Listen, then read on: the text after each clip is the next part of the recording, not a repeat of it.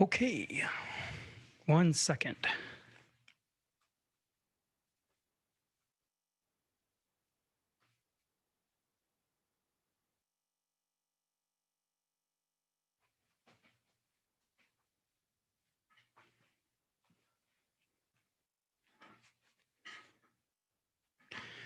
All right. I trust that you can hear me. I can hear me. Of course, I'm in the same room as me, so we will see. All right. Hold on 1 second here.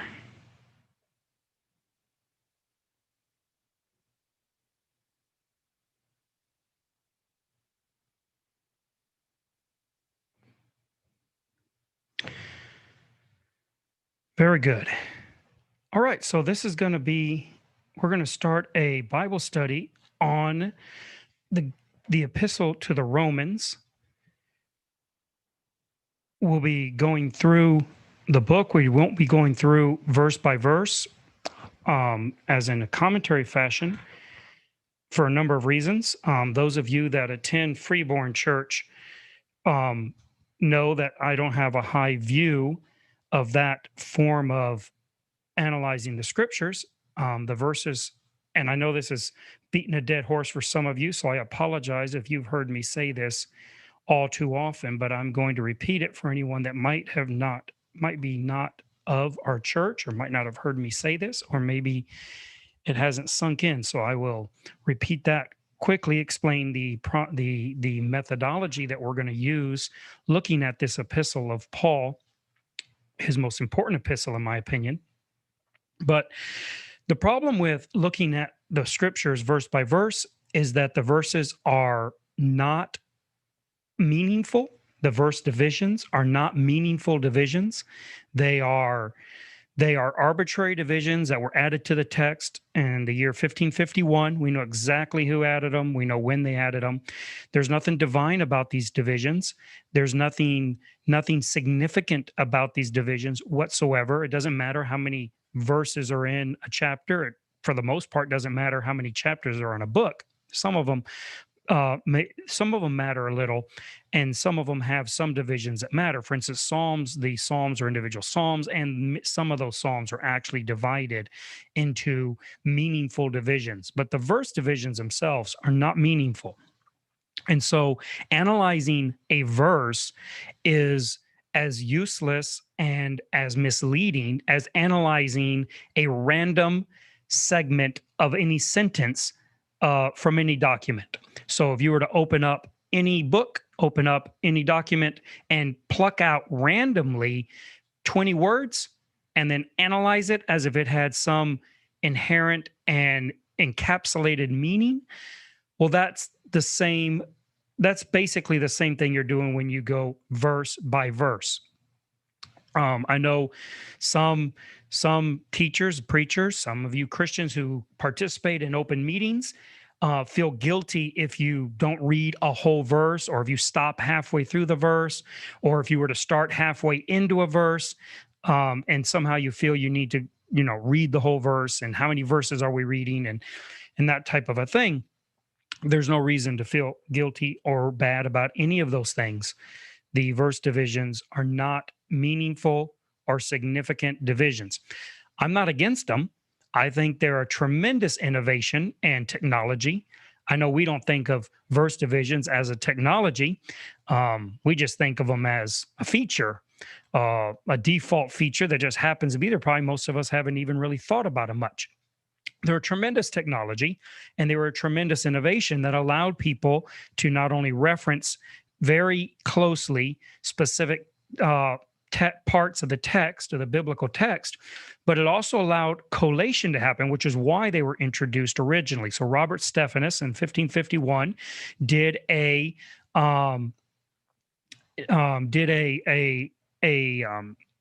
version, or an edition of the Textus Receptus, and he wanted to put it parallel with Latin, which was very common. That's how the Textus Receptus started. It was a parallel column to Erasmus's Latin translation or Latin text.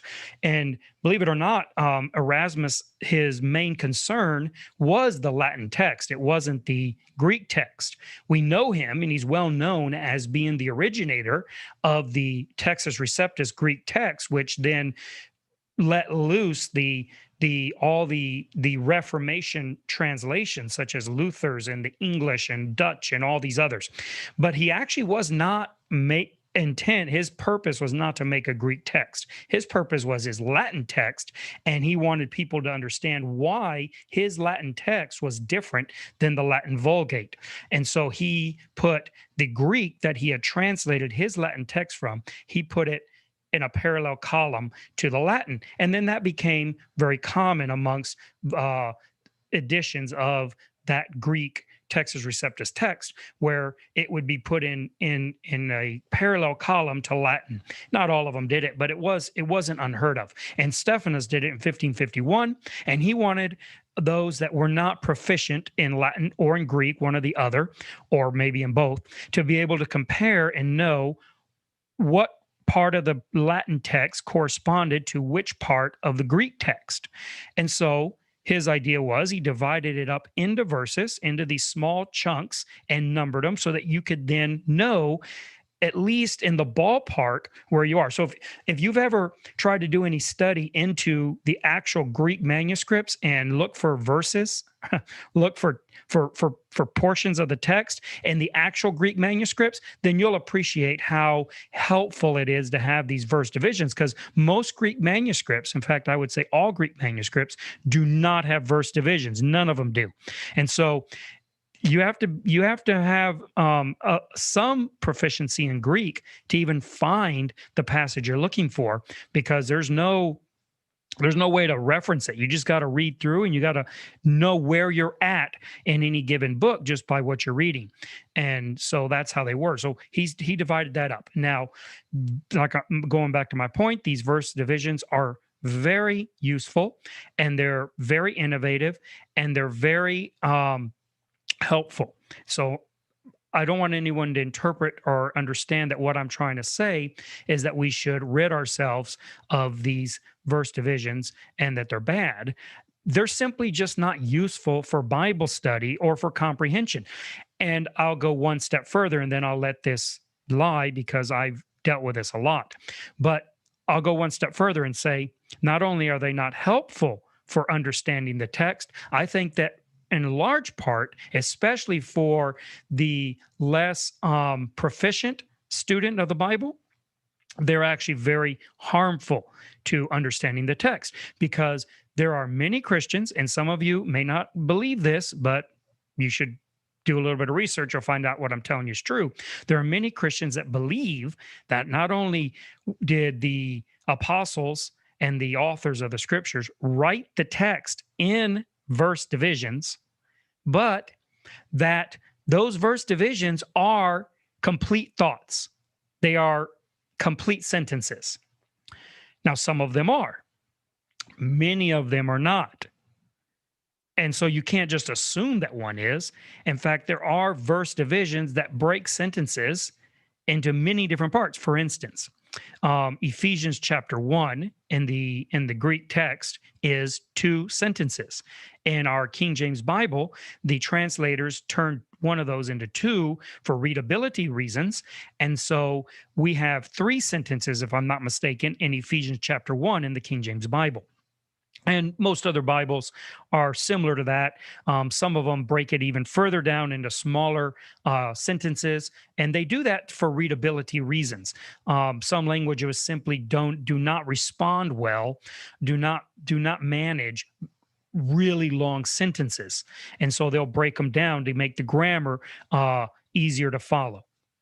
But the Greek is 2 sentences in the entire first chapter of Ephesians, and yet there are 20 some verses in Ephesians chapter 1. There's obviously not 20 sentences, not even close.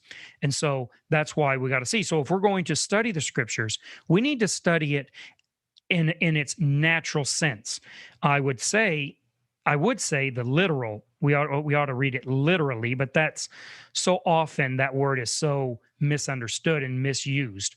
And so even though that's the technically accurate way of saying what I'm trying to say, it's not the one that's going to be easily understood. And so I would say that the way we need to read the scriptures is we need to read them in their natural sense, meaning the way in which they were written. We need to pay attention to the grammar. We need to pay attention to the natural divisions in the text, and the text does have natural divisions. For instance, many of the epistles are divided, I would say most of the epistles are divided into two major segments.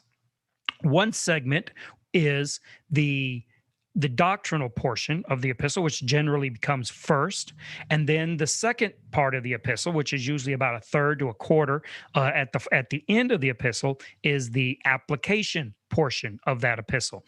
And most of the epistles follow this, especially those of Paul. They follow this pattern. And so that would be a natural division that we can easily observe, and it has nothing to do with where chapters land. And it's very artificial to try to make the natural divisions of the text correspond to chapter divisions, or especially verse divisions, that we end up forcing things to be where they're not supposed to be, where they're not to be understood. Now, I will say that most of the chapter divisions, in my opinion, for whatever that's worth, I think are very well thought out. And for the most part, if you're going to divide the text into these blocks, manageable blocks, I think that that's probably really close to being as good as can expect. And you or I might quibble with one or another, but I think they generally got those pretty good. But they're still artificial. They're not meaningful in an exegetical way. They're no more meaningful than what page or what side of the book any given verse is on.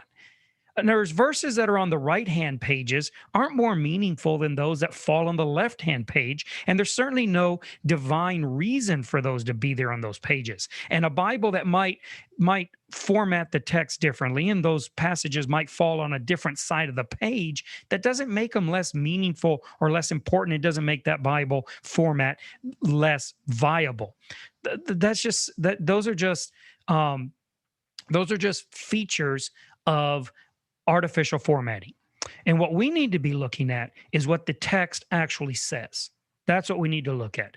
And to do that, we need to look past the verse divisions. We need to look past the chapter divisions, and we need to analyze what is the movement of the text itself. So that's how we want to analyze this epistle, or any epistle that we're about to read. So as we go through Romans, this has been a bit of an extended introduction, but I want you to understand how we're going to be approaching this.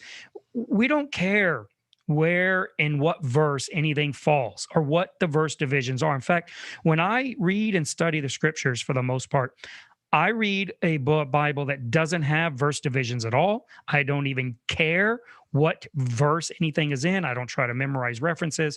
What I care about is what the text actually says, and I try to read it the way I would any other literature, any other document, trying to understand how the author structured the argument. Now, with Paul, we're in luck because Paul's writing is highly structured, in my opinion, more than any other author in the Bible.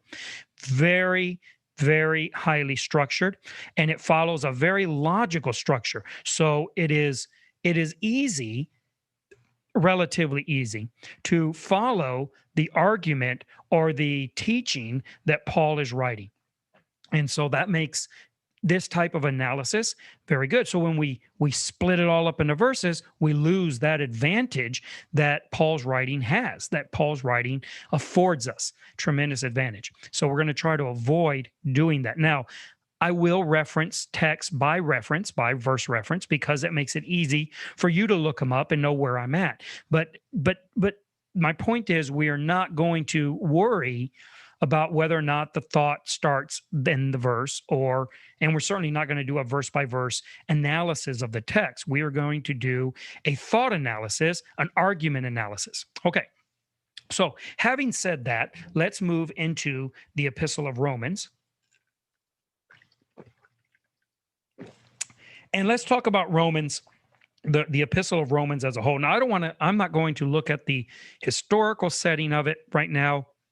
And I don't want to analyze it, even in it, trying to figure out when it might have been written, whether it's early in his ministry or mid ministry, or if it's very late in his ministry. Was it written after a first imprisonment, before a second one? There's a lot of debate as to when and how this epistle was written, and there's some. And there's even some speculation whether or not this epistle has been compiled over a long or window of time, because some of it seems to be written early or mid ministry of Paul, while other parts, particularly the ending, seems to be written between two imprisonments, when Paul was imprisoned, some believe twice, and this would have been written in the middle of those two terms. I don't want to get into that, because I don't consider it germane to the meaning of the text itself. I think we can be entirely ignorant of when it was written and how exactly it came to be written, and still understand what the teaching of Romans is. So we're not going to look at anything having to do with that type of an analysis of the book, although it's not that I discourage it. I think you would be very, you would do yourself well. It would be good for you to actually analyze the text or analyze the book in that way. And there's a lot of commentaries available, a lot of well-researched information that you can look up and read and get some information on that, and try to draw some conclusions of your own as to when that might be written, because it is a very interesting study. I'm intrigued by it, but it just isn't central, or it isn't even tangential to the meaning of the text itself. And that's what I'm concerned with as we look at this. All right. So what I do want to look at, as far as the entire book, is how I think the book is written. And this I gave away in the title of the study, as I titled it, which is Paul's Odyssey into the Gospel. And this is the reason I named the study that, is because that is how I see the way this epistle was conceived, conceptualized, and it was how it was written down. And that is that the Epistle of Romans is written in a way that I find unique to any other writing in the Bible, particularly any of the other epistles of Paul. And I find this interesting that Paul, in many of his epistles, uses a very unique approach to the epistle. And we won't get into that and go through and try to prove that point, but that's how I see it. But Romans is especially unique, I think, in how it was written, in the way it was done. So before we go into that, let me just answer a few questions and explain something real quick I forgot to do. So this is being streamed live on Facebook and on YouTube, and you're able to interact with me on both of those forums. I got the comment section open, so if you want to ask questions or make comments or contribute, you text me there, and I will respond. And then also, this is being done live on Zoom as a Zoom meeting. And if you want to come into the Zoom meeting and discuss it and have a live, have a discussion with it on the live stream, you can do that as well. And you can ask me. I'll put the link on the channel. If anybody would like to come in, ask me for the link, and I will. Actually, I'm not going to put it on the channel because I don't want to get flooded with people who, I don't know. I don't want to get people coming in that are just picking it up off the public page of Freeborn Church. I don't know who all is seeing this. So if I know you, or if you send me a message and say, hey, I'd like to come into the Zoom meeting, then I will send you back a message with the link so you can log into the Zoom meeting and participate through video if you'd like to do that. Or you can send us a message. If you're watching this recorded and you want to see this, then I'm trying to do these Fridays at 7 p.m.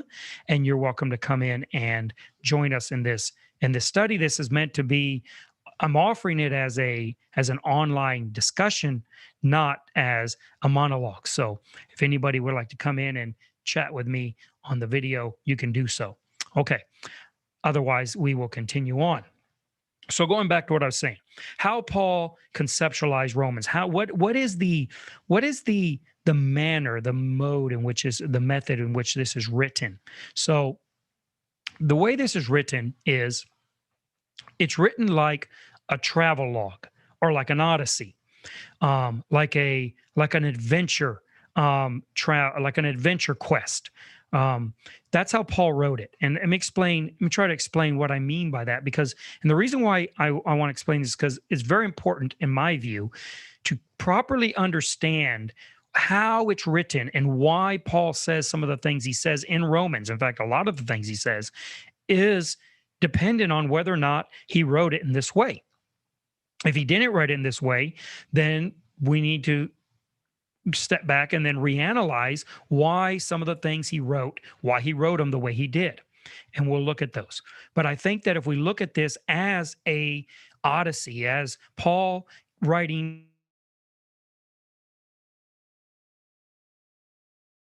So what do I mean by that? Okay. So what I mean by that is that Paul wrote this as a on the fly, or as it happens, discovery into what the gospel is. We could let me try to explain what the difference would be between that and how, let's say, Galatians is written, because Galatians and Romans have very similar subject matter, right? There's a lot of overlap, or at least apparently so, and that can be argued or whatever. But I think let's stipulate that there's a lot of overlap between Romans and Galatians. Okay, so why did he write them differently, and what's the difference between them? Because they are very different in how they're written. So Galatians is written from the standpoint of somebody who knows what he's talking about, he knows where he's going, and he's informing the reader what he already understands and knows. That's Galatians. Galatians is didactic. It's teaching, right? Romans is not that way at all. And if you read Romans carefully, and especially if you get away from the artificial divisions and you actually start really analyzing it like you would literature, any sort of literature, I think you'll realize that Romans is written from a very different perspective. Romans is written from the perspective of somebody who is discovering these things with the reader, not knowing them himself at the time. And so when you're reading Galatians, you're sitting at the feet of Paul, and he is teaching, and he's almost condescending to some of his students. Like when he says, those of you that want to talk about the law, have you not read what the law says? I mean, that's a kind of a sarcastic and condescending comment, that because he has such disdain for those Judaizers. Romans doesn't have any of that. Romans is written from somebody who is writing it as if he were discovering these truths alongside the reader. So this is why I call it Paul's Odyssey into the gospel. Paul is loading us up as if he were an adventurer, a discoverer, as if he were Christopher Columbus or Magellan. He's loading us up into the boat with him, and we are discovering these truths alongside him. And there's no indication given to the reader as to what's around the bend.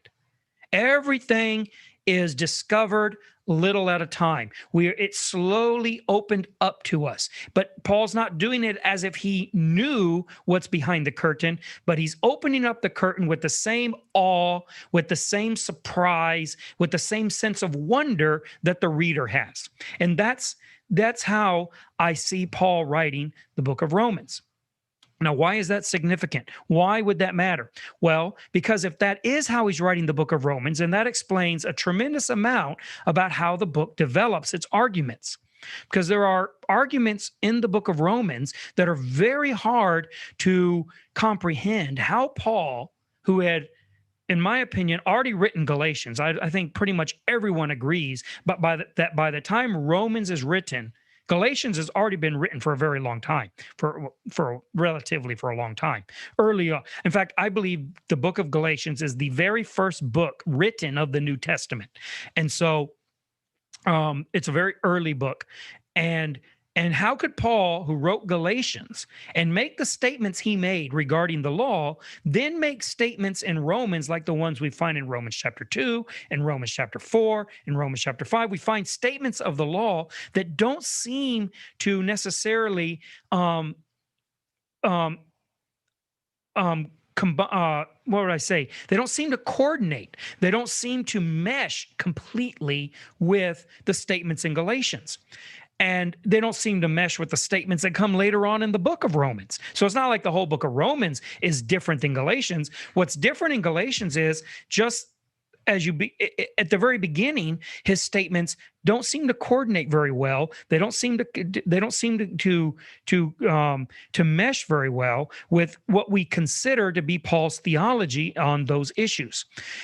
But if we consider that what this is an odyssey into the gospel, it's a joint discovery between the writer and the reader, the author and the reader, into the truths of the gospel, and that we are slowly discovering what that truth is, and it's being fleshed out and it's being understood at the beginning imperfectly, not wrongly, but imperfectly or incompletely would be the proper modern English word. That's what in the Bible, perfect and imperfect refers to being complete and incomplete. So we'll use that because it's more understandable in modern English. So incompletely, whereas it begins to be more sophisticated and more developed as we discover more of the truths that he's going through. So as we go through the book of Romans, that's the approach that we're going to be analyzing it from. Now it's up to you to go into the passage, into the text, and determine for yourself whether or not that is true, whether that is an accurate assessment of how this book is written. And I'll leave you to do that. And I'll point out as we go along things that make me think this is how it's written. Now, I do want to make one thing clear, is that I didn't come up with that outlook or that view of Romans in order to accommodate an interpretation of Romans that I wanted to foist on it. That's not how this happened. So just a little history on this then from my personal perspective. Excuse me.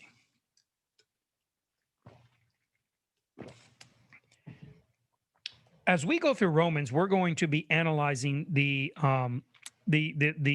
teachings, especially regarding the law, from a very personal perspective that I have of it. Not many agree with me on it. Even Christians who are by no means law respecters or law keepers, even many of them do not agree with me on the way I view the law, and that's fine. I don't blame them. I understand where they're coming from, because I didn't always see the issues of the law the way I see them now. And the reason that I had a very marked change in how I consider the law and how I understand the doctrine regarding the law is because I began to read the Bible, as I'm saying, looking at the overall context and looking at the argumentation and disregarding the artificial divisions. And as I did that, I started to notice things about the text, the character and characteristics of the text that made me have to reevaluate the doctrine. So it wasn't that I wanted to reach a conclusion of the law and therefore came up with a different way of analyzing Romans, or a different way of analyzing the character of the Epistle of Romans. What happened was, I noticed how Romans was written, and how particularly Romans, and that made me have to reassess the things that Romans was saying, and so, whether that matters to you or not, I just want to make it clear that it wasn't that I took and put the cart in front of the horse and tried to push it down the street. It is that I realized that there was a significant character about the Epistle of Romans that I had overlooked, mainly because I had been focusing on the trees and lost sight of the forest. I've been focusing on the individual verses. For those of you that didn't get the metaphor, I was focusing on the individual verses and not looking at what the text was saying as a whole. And when I started doing that, and I started to see that this book was written in a very unique way, and I started to let that unique approach that I saw in the text inform my understanding, my comprehension of the text, as I would any other literature that I had analyzed, secular literature. Well, then I started to realize that some of these declarations and statements in Romans had to be understood with a more nuanced and sophisticated approach than was common. So what do I mean concretely or specifically? So what's common is what's called proof texting. And that's where the Bible student takes a verse generally out of the context and builds a doctrine on that verse, on the statement that verse makes. And that is a very dangerous and a very how would I put it? It is a very how would I put it? It is a very troublesome way of establishing doctrine. So if we want to establish that Jesus is God, then we go find a verse that says that Jesus is God or something similar to that. And we say, we know that's true because this verse says it's true. Here's the verse, and we have a verse. The problem is you can find verses for almost anything. Not anything, but almost anything. You do realize that every false religion, every false belief in the world, or not everyone in the world, but many false religions and many false beliefs in the world are based on Bible verses, and they have proof texts also. And so often that type of discussion with between religious beliefs becomes who has more proof texts. That person wins. Whose proof texts are better? Who can formulate their doctrinal view in more literally according to the text, and then that's somehow victory. And that's just the wrong way of looking or approaching the study of the biblical text. We need to be looking at what the author intended to say, what his meaning is, because there are statements that, if taken in isolation, actually mean the opposite of what the author is intending to say. You think, well, no, that can't be. Come on, you know that's the way that can be. I mean, how often are a politician's words taken out of context and you can take his exact wording and make him be saying something that is the exact opposite of what he was actually saying when you take everything in context. And the Bible can be done the same way. That's the extreme version of that. But it falls in any level of that spectrum. We can misunderstand the point of the author, the point of, let's say in this case, Paul's point, by overemphasizing individual or fragmentary statements that he's making. So we got to be very careful to steer clear of that. And when we allow the text to speak in context, well, then we start to realize that what we thought we understood from a particular sentence or fragment of a sentence often is an actual misunderstanding of the text. So we have to be very, very cautious with that. And we have to realize that understanding the scriptures is an issue of tremendous talent, skill, gift. I know we often don't want to think that way. We want to think that anybody can understand the Bible, but that is not a true statement. Not anybody can understand the Bible. And the idea that the Bible, therefore, must be reduced down to the simplest and lowest common denominator understandings so that we can justify the utopian or idyllic misconception that anyone can understand the Bible. Then we end up with a Bible that has nothing deep to say. Jesus said that the scribe that was gifted in understanding the scriptures was to be praised, was to be that was a very, how would I put it? That was a very amazing or a very meaningful achievement. Now, not anyone can understand it. In fact, he said that he taught in ways in which many would not be able to understand and that only a few would. So the idea that the Bible was written so that every single person could understand it equally, that's just not in any way a meaningful or truthful statement or a logical statement or even a biblical statement. It doesn't mean we shouldn't all try to understand it, but this is why we have teachers. Not because there's one person somewhere who can understand it and you can't, but we have teachers, plural, multiple teachers in the church, and everybody, as it says the Spirit has been given to them, should teach the scriptures to others. And that's why we teach each other. I'm not teaching because I'm the only one who can understand the text. I'm teaching because I think I understand some things, and so I'm trying to explain it to others. And those of you who also understand some things, you should teach what you understand so that I can understand it, because I can't understand everything that's in the scriptures. I do not understand the entire Bible. I'm not sure anybody understands it all, but I know that there are those who do not understand it. That's why we have teachers in the text. And what the Bible tells us about teachers is that the gift of teaching is going to disappear when Christ comes back, because then we will no longer have a need to be taught, because then we will know everything. Or as the metaphor Paul uses is, we will be able to see as if face to face, not through a mirror, not through a distorted glass, because mirrors in the old world weren't the type of mirrors we have today, where you have a very vivid and clear, although two-dimensional reflection. So even then it's not perfect because it's not three-dimensional. So there's a lot of problems even with a perfectly clear mirror. But in Paul's day, mirrors were glass that were handmade. So they were very wavy. They weren't perfectly flat. They didn't have a perfect paint job on the back, a perfect coating on the back with perfect reflection.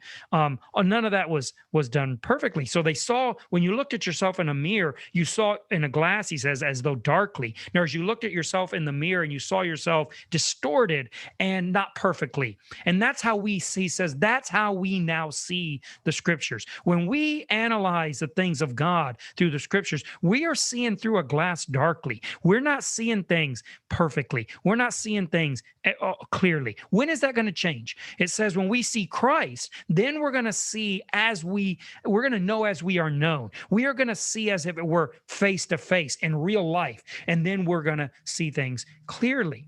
And so until then, he says in Ephesians chapter 4, we have teachers in the church until that time when we have that perfect understanding. And so it shouldn't be controversial for me to say that not everyone can understand the Bible. And what I mean by that is that I don't mean that they can't understand it if it's explained to them. I mean, because anyone can understand something if it's explained to them. I mean that not everyone can read it and understand it. That's what I mean when I say not everyone can understand the Bible.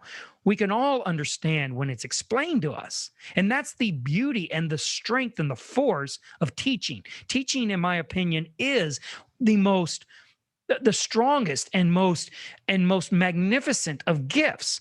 Because when you teach somebody, you take knowledge that may have taken you generations to comprehend, meaning it's been passed down and built on, and it took maybe decades or even generations to truly form itself and be able to and for you to be able to conceptualize it in your mind.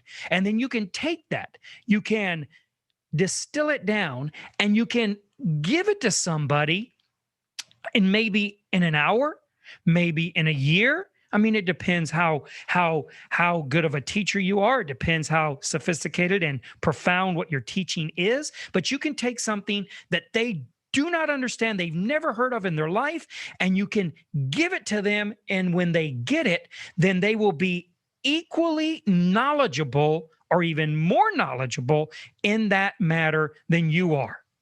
Now, does that mean that everyone has the same ability to comprehend it from the beginning? No. Let me give you an example and then we'll move on.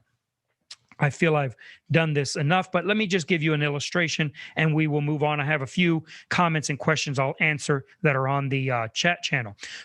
So here's the illustration. Einstein sits around puzzling over time and space and the relationship between those, and particularly how they relate to gravity. And after a while, he comes up with the theory of relativity. And that is that gravity is about space-time and its curvature and how it is. And it's truly a brilliant and elegant solution to what gravity is. Really is. None of us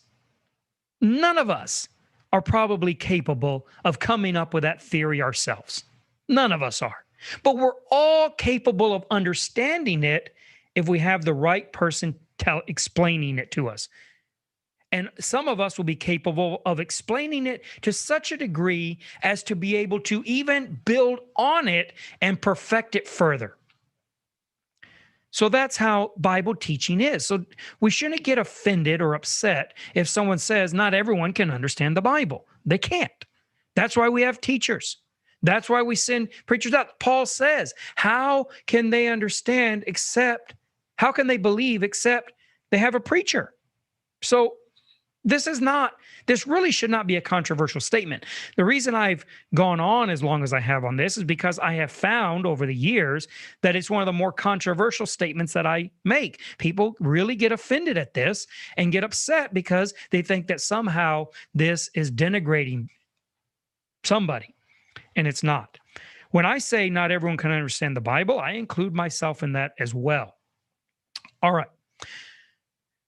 If that's not clear, well, I don't know how else to make it clear to you. Maybe that's just something that is destined to be controversial and offensive. Anyway, so and one of the questions in the chat was Romans the first book you began to read this way? No, Romans wasn't the first book that I began to read this way. Ephesians was actually the first book that I started to read in the way that I'm describing. And when I read Ephesians, I started to realize that Ephesians had a character to it and characteristics about it that were very different than what I had realized before. And that made me then reassess and say, I need to go back and I need to reread all of these epistles. I need to reread all these books, and I need to read them, not trying to make them mean anything. This isn't about me trying to dig in and find something no one's ever seen before. I'm just trying to let the text speak in its natural way, which means letting it fall into its natural divisions. And I want to just reemphasize that doing that is very, very hard when you're reading a Bible that has verse divisions in it. You have to be tremendously adept at reading and comprehension to overlook these verse divisions. The modern Bibles have been formatted in a way as to prevent you, almost it seems intentional. I know it's not, but it seems like it's almost intentional to force you to overlook the overall meaning of the text. If I can't hardly imagine any way I could make the Bible less understandable other than just like juggling it up and rearranging it completely or deleting random parts of it completely out of the pages. But without doing that type of violence to the text, I can't fathom any way to make the Bible less understandable than by dividing it into arbitrary divisions and capitalizing the first letter of every division to make it look like a sentence. I don't know anything you could do to the text that would make it less understandable than doing that. So I would strongly advise you and encourage you to get a Bible that does not have verse divisions. Now, these are not hard to find. So you can get that, for instance, online. There is a web page called Bible Gateway that has the authorized. They have two King James Bibles available on Bible Gateway if you're a KJV reader.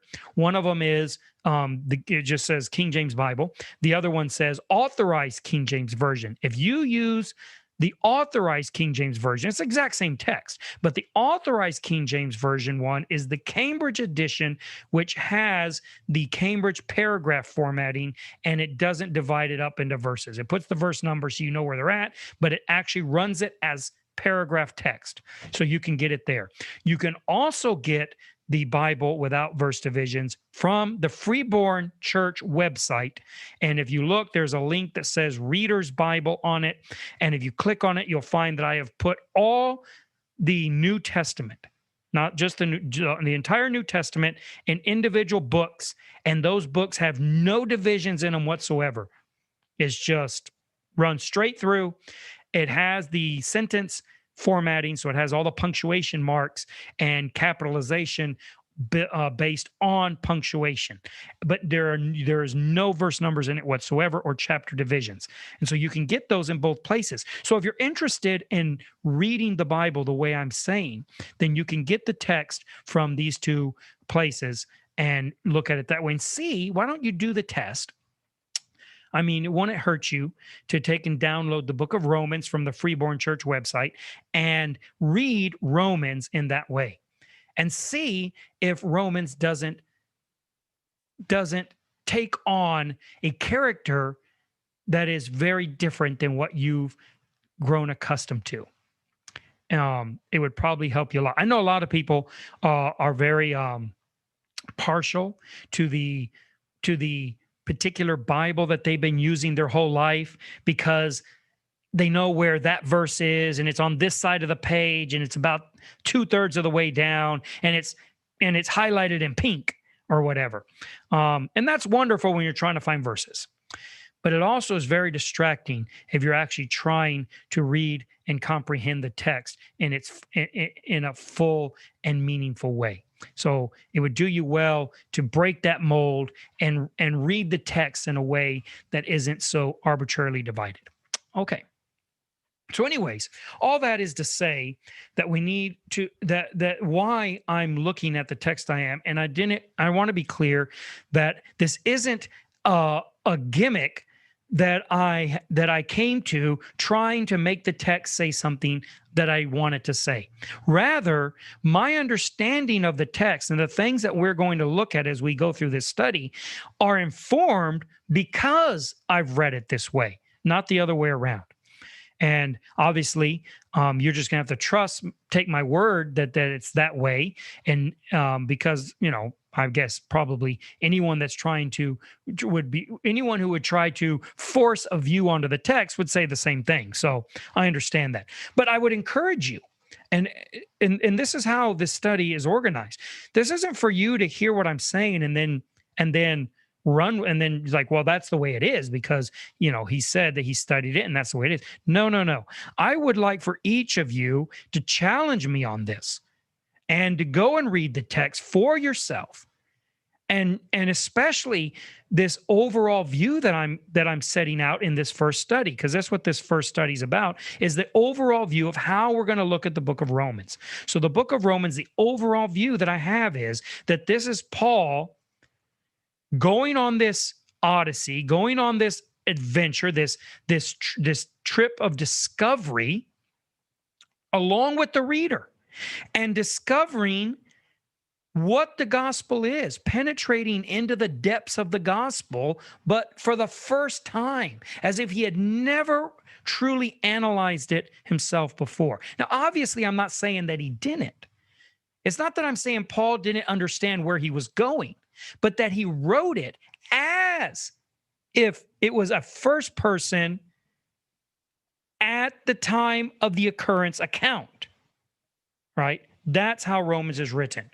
Romans is written as if Paul was this is the first time Paul had ever thought about the meaningfulness of the gospel. He wants to discover it for the first time all over again, would be how I would describe it.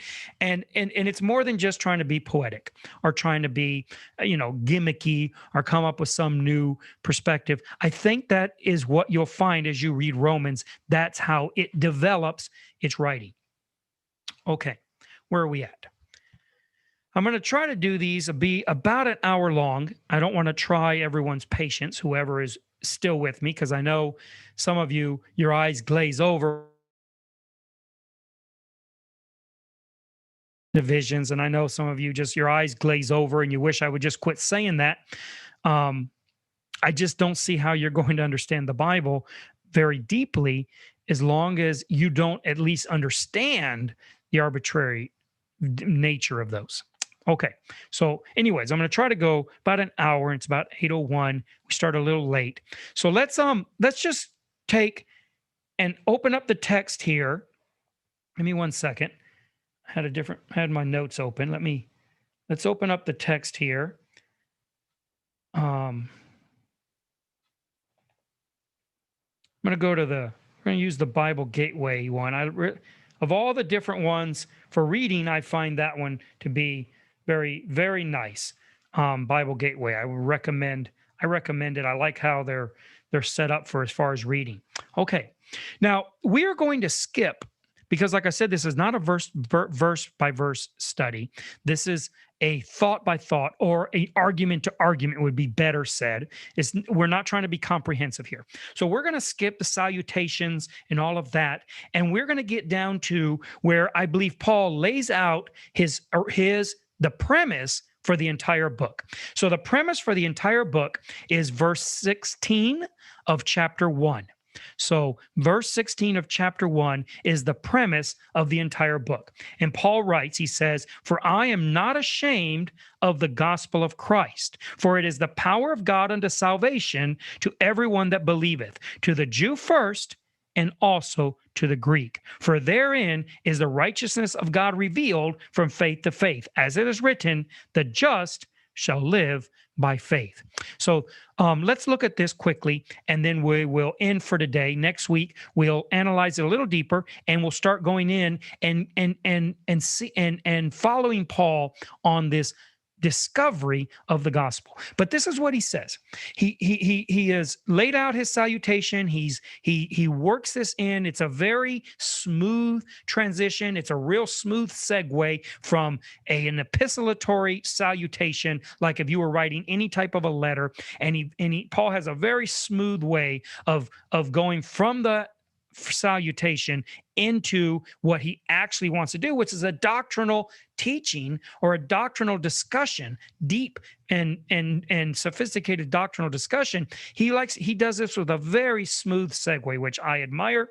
And it's so smooth that we tend to even have a discussion over whether or not he really knew that he was going to really be writing doctrine. Yes, he knew.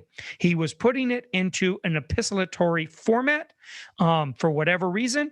That was the style. I mean, if we go back and look at, for instance, theater, we'll find that theater has had different formats that they've used.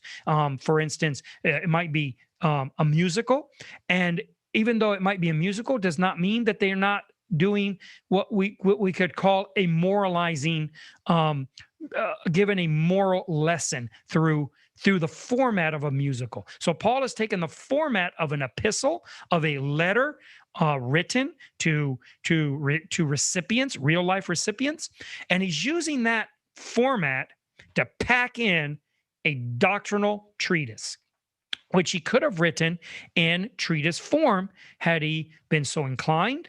But it doesn't seem to be the way in which those things were done. And so it seems to be that the common way in which information like that was discussed and was formalized was in this type of writing. For instance, that's how Luke did it as well. Luke, he wrote his history, his biography of Jesus Christ, and he did so as a letter to Theophilus. That was his Same way with Acts, same thing. He wanted to give a history of the apostles, and he did it in the form of a letter to, or an epistle to Theophilus. And so that's how this book is written. But here's the segue, and we get to this, and we're not going to get to how Paul got to that because it's not meaningful to the overall meaning of the text, but it's something you should look at because it's very interesting how he transitions from talking to them and about himself, and transitions into full doctrine mode. And it's this statement: I am not ashamed of the gospel of Christ. Why? Why am I not ashamed? We're not going to get into the fact that he had every reason in the world to be ashamed, and it's something that should be considered, but that'll get me way off track. So let's just move on past that. You can analyze that for yourself and think about why it is Paul would even make that statement, right? It's a crazy statement. Why would anyone say, why would any preacher ever even say, because I'm not ashamed of the gospel? Who would be ashamed of the gospel? Well, that's a very good question, one we do not have time to answer, but he makes this statement: I'm not ashamed of the gospel of Christ. And the reason why is because the gospel of Christ is the power of God unto salvation to everyone that believes, to the Jew first, and also to the Greek. Very important statement there, one that he's going to reiterate. It's going to be central to this Odyssey that we're going to follow with him through the epistle. We'll come back and analyze that further later. So we'll skip that there. And then he says, because in the gospel, the righteousness of God is revealed. That is maybe the most important statement or the most important phrase that we find in the Epistle of Romans. It encapsulates why Paul believes that understanding the gospel is so critical, because it is in the gospel that the righteousness of God is revealed. And so not only that, but I think this also kind of tips tips his hand so that we can kind of see the cards that are being held at the moment pretty tight to his vest. And we see that what we're going to enter into here is going to be a matter of discovery. It is going to be an issue of revelation. It is going to be about how in the gospel something enormous comes into view. And so all of this, it has the character, and is using the visual. All these words have a certain visual character to them of a discovery. For instance, where he says here how the righteousness of God is going to be revealed in the gospel. So what we can take and imply from this is that as we understand the gospel, we are going to be the righteousness of God himself is going to dawn through it. We're going to start seeing the light of that righteousness come through the cracks of the misunderstanding as it slowly starts to crack and peel away and peel off all the misunderstandings that surround the gospel, all the husk of misunderstandings. It breaks and cracks and opens up. The righteousness of God is going to shine out of that, and we're going to start to discover that. And it's going to be little at a time, and we're going to start to see it that way. That's how I see Romans as being written, and that's how Paul starts this off. And so that's what this is about. And going from there on, it's about that point. The gospel of God being the container in which we find revealed to us the righteousness of God. So that we will end there for today. I know this had a lot more to do with how we should analyze it, how we should read the book, how we should study it. I find it impossible for us to actually do any type of a study of the text without having stated those first. So I appreciate those of you who came on and joined me live. Thank you for being here with me. I hope that this was somehow helpful to you. I'm not trying to put anyone down. I am not trying to, there are no jabs here against anyone else or how they might teach this book or any other book. That I have no problem with anyone teaching however they want to teach and explaining things the way they want, or reading the Bible how they want to read it. I know it comes across that somehow I'm putting that down. I'm not. I'm simply trying to explain this text as in the best and practically only way I know how to do so. And I hope you'll take it that way, and I hope it's useful to you.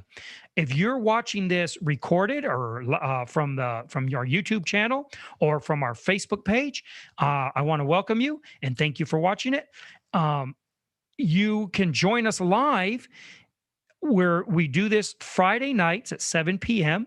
It goes for about an hour, and we're on Facebook. We're on Facebook Live. We're on YouTube.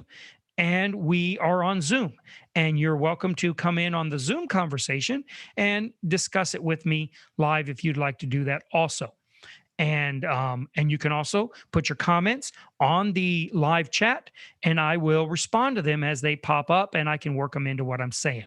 So if you have any questions this week, jot them down and bring them back. We'll be here next Friday at 7 p.m. And I hope to see some of you there. And God bless you. It was great being with you. And thank you again.